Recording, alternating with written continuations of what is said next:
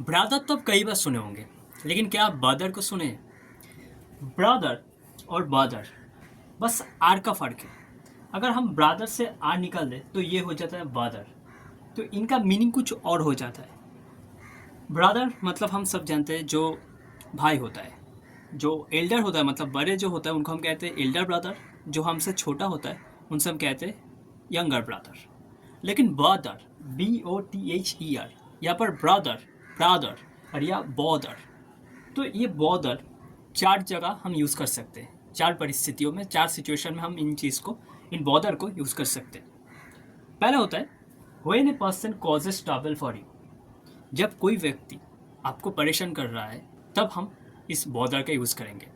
और x and pains मतलब जब आपको दर्द हो रहा है, चाहे आपका टूट में दर्द हो, चाहे आपका लेग्स या आपका हैंड्स या कुछ किसी भी सेल के किसी भी जगह अगर कुछ पेन हो, एक्स हो, तब हम बदर का यूज़ करेंगे। थर्ड नंबर पर होता है आपका if a thing causes trouble for you.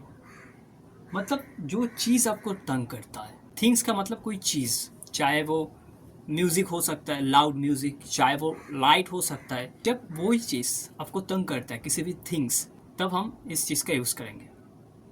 और फोर्थ नंबर पर आता है नॉलेज और इन्फॉर्मेशन। नॉलेज और इन्फॉर्मेशन मतलब जब आप किसी भी चीज़ को स्टडी कर रहे हो, आपके पास उतना नॉलेज नहीं है, तब आप बदर फील कर सकते हो, इरिटेट फील कर सकते हो। और जब आपके पास बहुत सारे नॉलेज है, आप कहाँ, कौन सा ठीक है, कौन सा सही है, कौन सा गलत है, आप कन्फ्यूजन में हो, तब वो चीज़ आपको बदर करती है। तो बदर हम चार जगह यूज़ कर सकते हैं।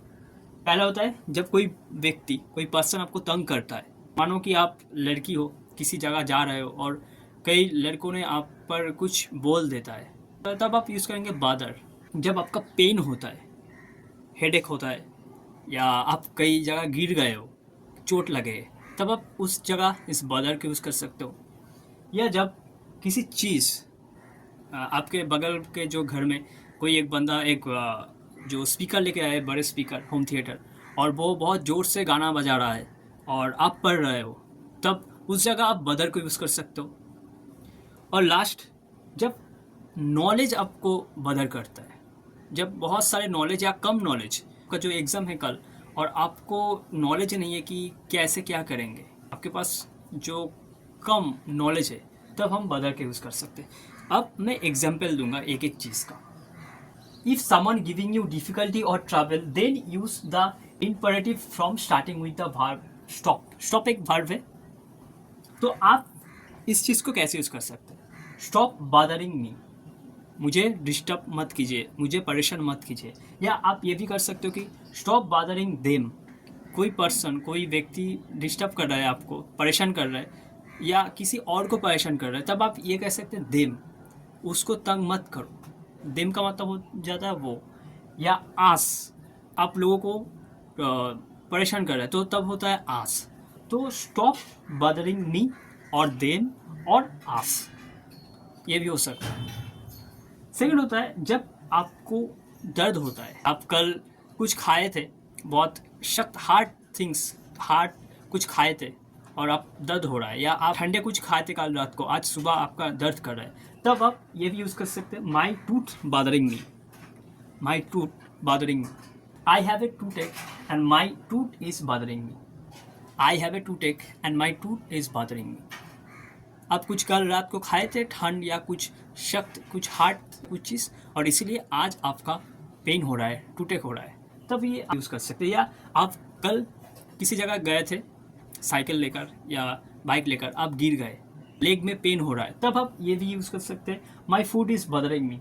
आई have A pain in my foot. My foot is bothering me, I have A pain in my foot. आपके पैर में दर्द है। जब कोई चीज़, मैंने एग्जांपल दिया कि अगर किसी ने, आपके बगल के घर में किसी ने कुछ स्पीकर लाए है, गान सुन रहा है या कुछ भी कर रहा है, तो वो आपको डिस्टर्ब कर रहा है, वॉइस, वो नॉइज़ आपको डिस्टर्ब कर रहा है, तब आप ये बदर का यूज़ कर सकते हैं। या आपके घर में अचानक करंट चला गया, तब आप ये यूज़ कर सकते हैं कि example, that noise bothering me, the light bothering me, they are too much light.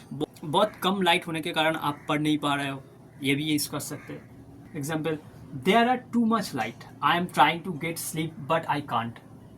या आप ये भी यूज़ कर सकते, there are lack of light, that reason I am trying to get sleep but I can't. या आप AC भी use कर सकते हो या पंखा भी यूज़ कर सकते हो। और लास्ट होता है आपका, जब किसी भी चीज़ का इंफॉर्मेशन का आपके पास भरपूर नॉलेज हो, ओवरवेल्म हो, मतलब आपके पास बहुत सारे, देखिए आज के सोशल मीडिया के ज़माने पर आपके पास बहुत सारे नॉलेज होंगे। किसी ने कह दिया, किसी जिम ट्रेनर ने कह दिया कि ये करो तो आपका मसल हो जाएगा, ये खाओ तो आपका मसल हो जाएगा। या आप किसी भी जगह कुछ रूल्स ये पढ़ लिया और किसी भी जगह रूल्स ये पढ़ लिया, तो आप यहाँ पर एग्जॉस्टेड हो, ओवरवेल्म हो, क्योंकि आपको पता नहीं कि हम कौन से ठीक है, क्या करें, ये करें या ये करें। ये डॉक्टर ने कहा कि ये खाओ, ये डॉक्टर ने कहा कि ये खाओ। उस जगह आप कन्फ्यूजन हो, लैक ऑफ नॉलेज है आपके पास, या ओवरवेल्म बहुत सारे हैं। तो इस दो जगह जो नॉलेज, जो इन्फॉर्मेशन के कारण आप खुद परेशान हो, तब आप बदर के यूज़ कर सकते हैं। Example, the constant barrage of information bother me, या express worry about a lack of knowledge, बहुत कम नॉलेज के कारण आप ये फील कर रहे हो। तो हमेशा इन 4 जगह हम बदर को यूज़ करेंगे।